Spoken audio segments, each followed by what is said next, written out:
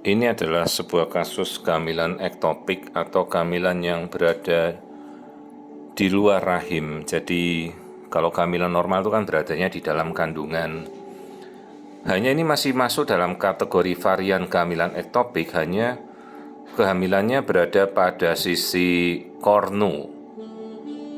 Kornu kalau bahasa Latin itu istilahnya tanduk. Jadi rahim itu kan bentuknya seperti tanduk ya. Jadi ada tanduk kiri, ada tanduk kanan. Lalu dari tanduk keluar tuba falopi.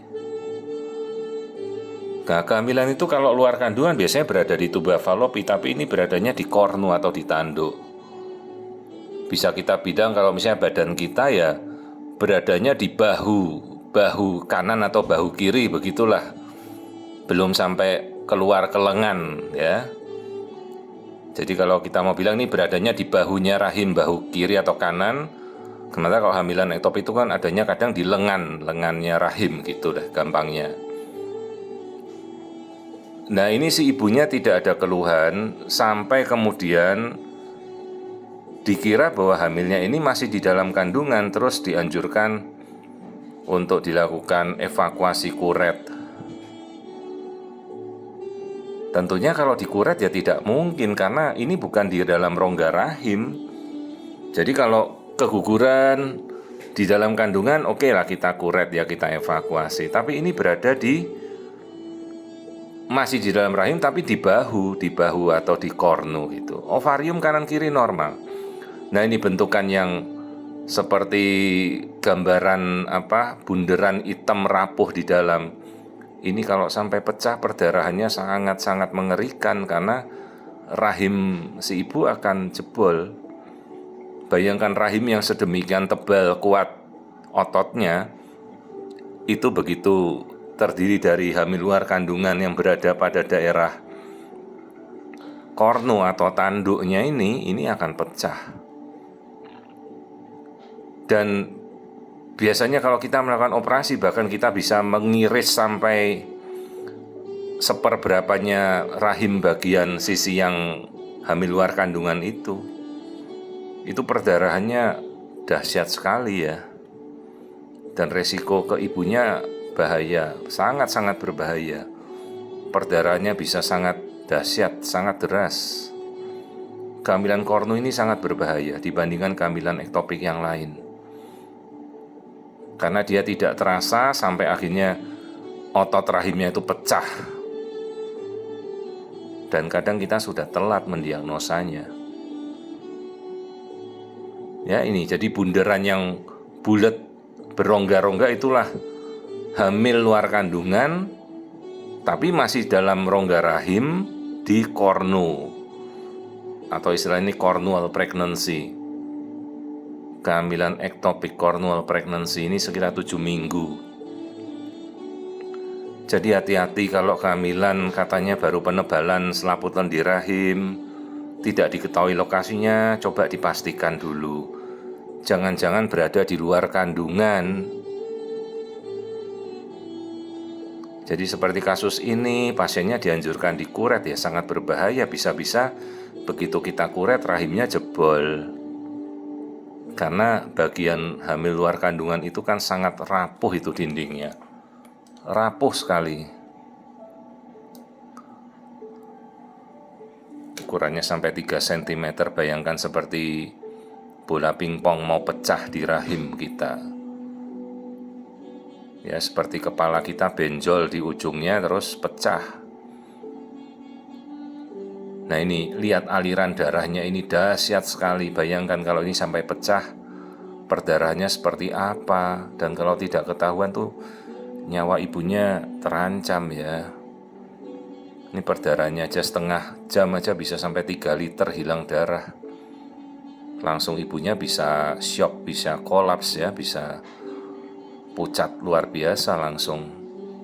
Dan tindakannya pasti operasi. Dan kalau operasinya sampai kita tidak bisa mengatasi perdarahan, hati-hati bisa sampai terjadi pengangkatan rahim. Jadi ini adalah variasi dari kehamilan ektopik, namanya kehamilan kornu. Jadi kalau rahim kita itu seperti tubuh kita, jadi bayangkan rahimnya ini berada, jadi hamilnya ada pada lengan.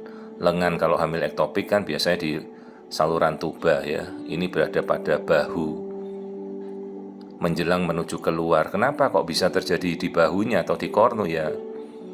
Biasanya macet menuju keluarnya di situ. Jadi sudah kadung kehamilan itu membesar di pojok itu, tidak bisa kembali ke dalam rongga rahim yang normal.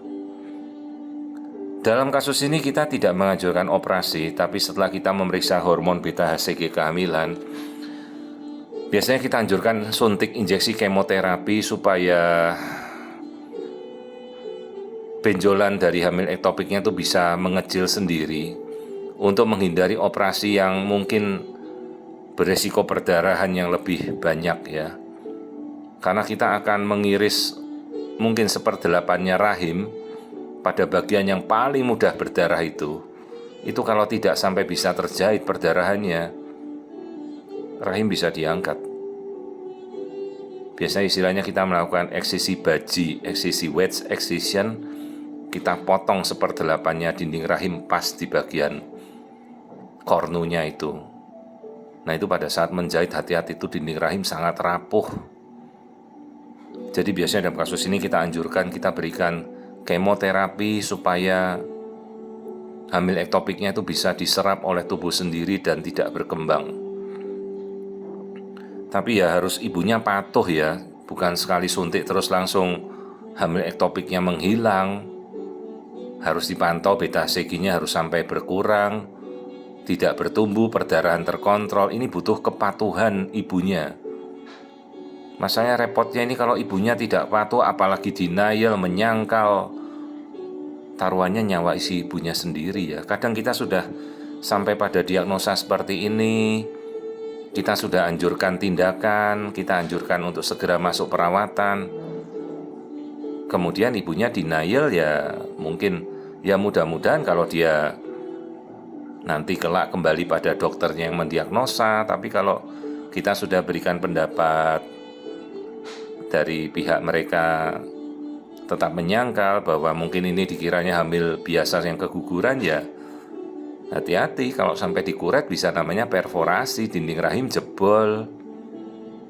Dan kalau ini tidak bersih bisa menjadi penyakit tropoblas gestasional.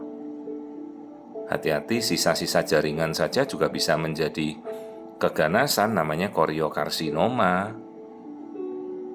Jadi harus hati-hati, benar-benar kasus seperti ini harus ditangani dengan seksama dan akurat sampai benar-benar bersih. Bahkan kehamilan keguguran dalam kandungan saja kalau tidak bersih kan bisa jadi hamil anggur.